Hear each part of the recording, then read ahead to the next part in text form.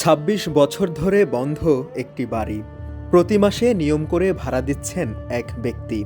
কারণ তিনি বিশ্বাস করতেন একদিন এই ঘরই বলে দেবে তার স্ত্রীর খুনির নাম। ১৯৯৯ সাল, জাপানের নাগোয়া শহর। নিজ বাড়িতে নৃশংসভাবে খুন হন নামিকো তাকাবা।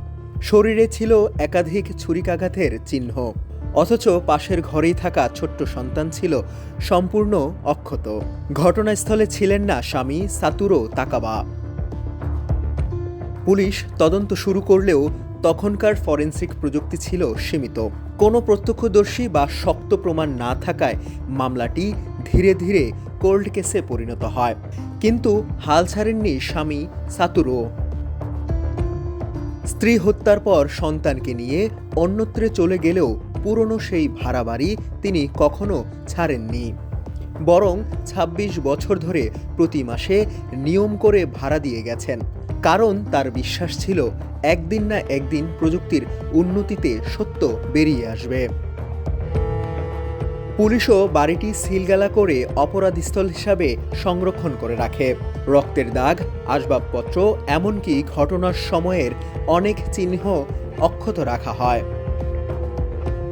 বছর পেরিয়ে যখন জাপানে আধুনিক ডিএনএ প্রযুক্তির উন্নতি ঘটে, তখন ফের খোলা হয় পুরনো মামলার ফাইল।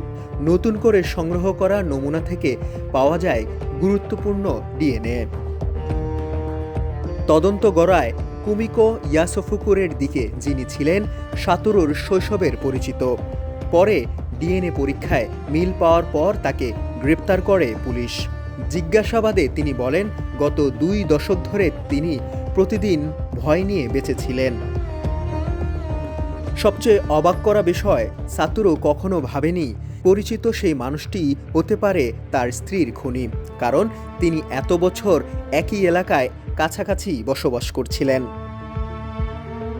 ২৬ বছরে শুধু সেই ঘরের ভাড়া দিতেই খরচ হয়েছে প্রায় $১,৪৫,০০০। অনেকেই এটিকে পাগলামি বলেছিলেন, কেউ বলেছিলেন অন্ধবিশ্বাস। কিন্তু শেষ পর্যন্ত সেই বিশ্বাসেই খুলে দেয় ২৬ বছর পুরনো হত্যার রহস্যের দরজা। শাহাদাত তনিম, ডেস্ক রিপোর্ট, সমকাল।